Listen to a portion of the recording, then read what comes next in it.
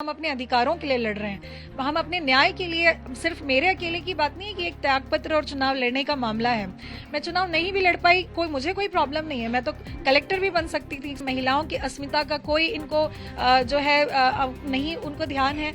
किसी मतलब अधिकारी के क्या उसका होना चाहिए सम्मान, उसका कोई ध्यान नहीं है। अनुसूचित जाति वर्ग का बाबा साहब की फोटो का क्या होना चाहिए, इनको कोई होश नहीं है। अगर मैं उस विधानसभा से लड़ती हूँ तो एक सीट ये गवा देंगे और इसी डर के कारण जो है वो मुझे रोक रहे हैं। बैतूल में रही हूँ, बैतूल के गांव-गांव तक मैं पहुंची हूँ, इसीलिए जब मैं अंतिम व्यक्ति तक पहुंचती हूँ उनकी पीड़ा मैं सुनती हूँ। यही चीज तो इनको देखी नहीं जाती। मुझे न्याय मिलता है और मैं विधानसभा चुनाव लड़ पाती हूँ। न्यायपालिका अगर वाकई में अगर पक्ष जो है ईमानदारी से काम करे तो मैं जरूर चुनाव लड़ूंगी। नमस्कार, स्वागत है आपका एमपी तक पर। मैं हूं रविशपाल सिंह। इस वक्त हमारे साथ मौजूद है निशा बांगरे जी, जो कि जेल से रिहा होकर के अब आई हैं। और निशा जी, सबसे पहला सवाल तो मेरा यही रहेगा कि आपने ऐसा क्या कर दिया कि पहले तो आपको उठा करके पुलिस वैन में इस तरीके से डाला जाता है जिसमें आपके कपड़े भी फट जाते हैं, जेल भेज दिया जाता है। आखिरकार मध्य प्रदेश में तो बहनों को लाडली बहना कहा जाता है, यहाँ पे ऐसा क्यों हो रहा है? नमस्कार। देखिए, ये तानाशाही है, ये लोकतंत्र को खत्म करना चाहते हैं, संविधान की हत्या करना चाहते हैं। वो साफ अभी समझ में आ रहा है कि संविधान में जो हमें अधिकार प्रदत्त हैं, धार्मिक उपासना की स्वतंत्रता है, नौकरी करना नहीं करना, ये हमारा संवैधानिक अधिकार है। अगर उनका हनन सरकार कर रही तो आप समझ सकते हैं कि ये संविधान को खत्म करना चाहते हैं। डर है इनके अंदर, बौखलाहट है, और यही वजह है कि हम जैसे देशभक्त लोगों को, जो हमारा उद्देश्य ही है देशभक्ति जनसेवा, पुलिस अपने आप को कह रही है देशभक्ति जनसेवा, लेकिन आप वीडियो में देखिए कि किस बर्बरता के साथ उन्होंने मेरे साथ व्यवहार किया। बाबा साहब डॉक्टर अम्बेडकर की जो फोटो है उसको फाड़ने का काम किया। तो ये संविधान को खत्म करके जो है ये कट्टरपंथी विचारधारा को स्थापित करना चाहते हैं इस देश के अंदर में, और उसका एक स्वरूप आपको दिखाई दिया जो इन्होंने मेरे साथ किया।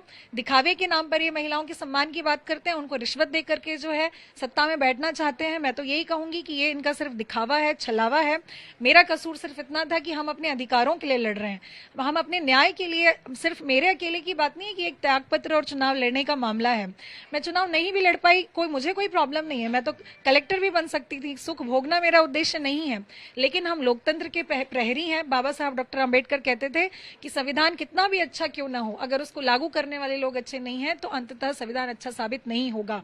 और आज ये जो लागू करने वाले लोग हैं, पुलिस है, प्रशासन है, जो हमारे मंत्री हैं, विधायक हैं, आप उनका रवैया देखिए कि ये लोकतंत्र की हत्या किस तरीके से कर रहे हैं, न्यायपालिका को भी गुमराह कर रहे हैं।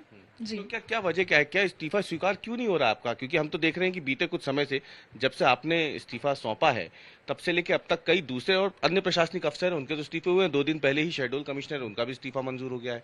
तो निशा बांगरे का इस्तीफा क्यों अटका हुआ है? कारण बहुत साफ है, इनको दिख रहा है कि इनका अंत होने वाला है। डर है, इनकी सीटें नहीं निकल रही हैं, सत्ता में बैठ नहीं पाएंगे ये, तो सत्ता के लालच में और एक एक सीट बचाने के लिए वो इस तरीके से वो किसी भी हद तक जा रहे हैं। महिलाओं की अस्मिता का कोई इनको जो है नहीं उनको ध्यान है। किसी मतलब अधिकारी के क्या उसका होना चाहिए सम्मान, उसका कोई ध्यान नहीं है। अनुसूचित जाति वर्ग का बाबा साहब की फोटो का क्या होना चाहिए, इनको कोई होश नहीं है। बस इनको सत्ता तक पहुंचना है। डर है इनको कि अगर मैं उस विधानसभा से लड़ती हूँ तो एक सीट ये गवा देंगे, और इसी डर के कारण जो है वो मुझे रोक रहे हैं। नहीं तो मेरा कसूर क्या था? सर्वधर्म प्रार्थना करना कोई कसूर है क्या? और अगर बीजेपी से किसी को लड़ना है तो वो एक दिन में उनका इस्तीफा कर रहे हैं। तो ये जो पक्षपात पूर्ण कार्रवाई की जा रही है, संविधान का पालन नहीं किया जा रहा है। मैं बार बार आपसे कह रही हूँ कि संविधान का पालन नहीं किया जा रहा है। राजनीति में ऐसे लोगों को आने की बहुत जरूरत है जो संविधान की आत्मा को समझते हो। आज संविधान की आत्मा रो रही होगी, बाबा साहब की आत्मा रो रही होगी जब बोर्ड ऑफिस भोपाल, मध्य प्रदेश की राजधानी भोपाल में बोर्ड ऑफिस में बाबा साहब अम्बेडकर की मूर्ति के सामने उनकी वंशज, उनके खून की एक महिला जो है उनका चीरहरण किया जाता है। इस तरीके से उनकी अस्मिता लूटी जाती है, और भी पुलिस के द्वारा, उनके गुंडे हैं, शिवराज जी के गुंडे हैं, उनको भेज करके इस तरह का कार्य किया जा रहा है। तो किस तरह का अमानवीय व्यवहार जो है शिवराज सरकार जी द्वारा उनके इशारे पे कर रही है। सरकार की तरफ से ये भी कहा जा रहा है कि नियमों का पालन नहीं किया आपने इस्तीफा देते हुए।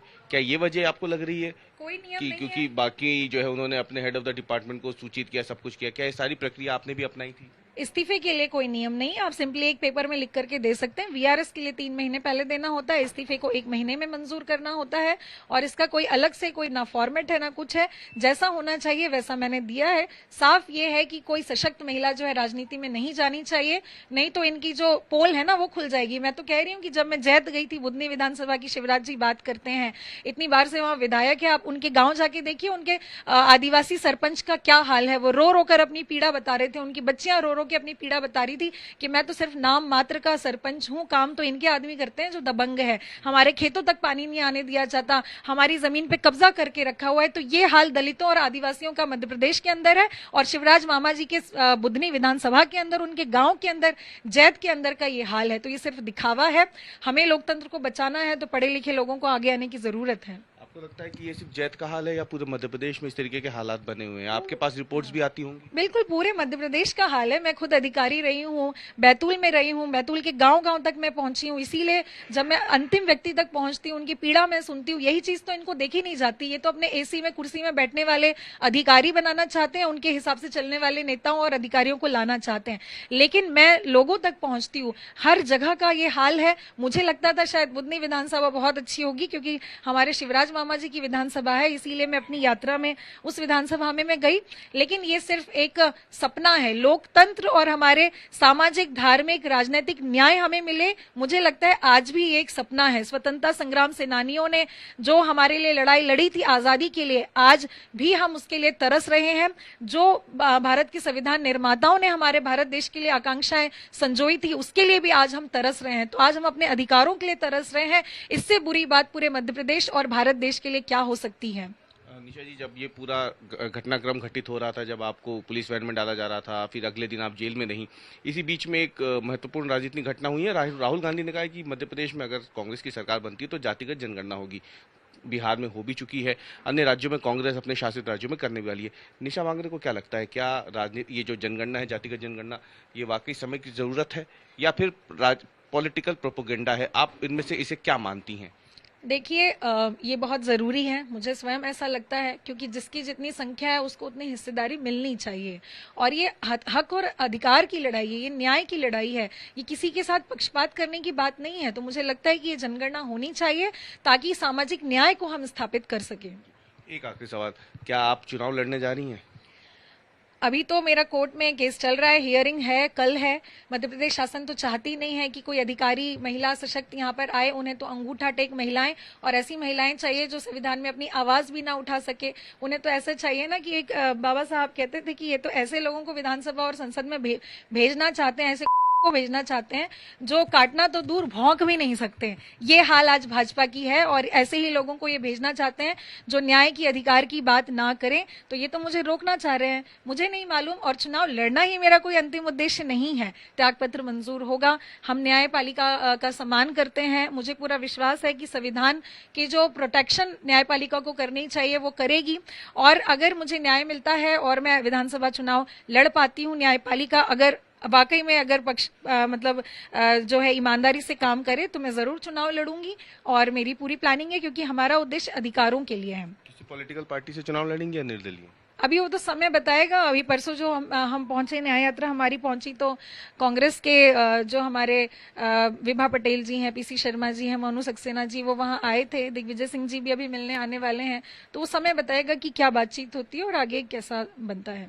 बहुत बहुत धन्यवाद हमसे बात करने की। ये थी निशा बांगरे जी, जिन्होंने एमपी तक से खास बातचीत की है, और जो कुछ इनके ऊपर बीती है उसके साथ साथ किन अधिकारों को लेकर के लगातार आगे बढ़ रही हैं और कैसे उन अधिकारियों का दमन राज्य सरकार की तरफ से किया जा रहा है, ये गंभीर आरोप लगा रहे हैं निशा बांगरे जी ने जेल से निकलने के बाद।